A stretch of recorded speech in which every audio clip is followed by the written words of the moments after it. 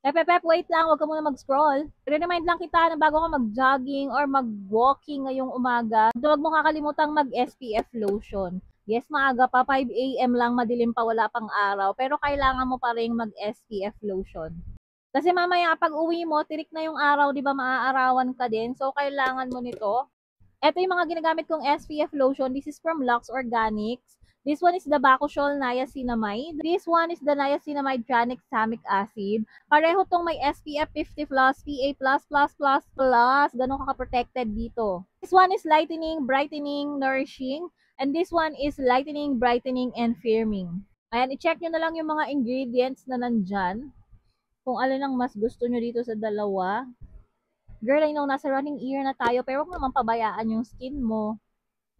Baka naging healthy nga yung katawan natin, sunog naman yung balat natin sa araw. Love is physical, internal, external, emotional. So don't forget to use SPF lotion bago ka tumakbo.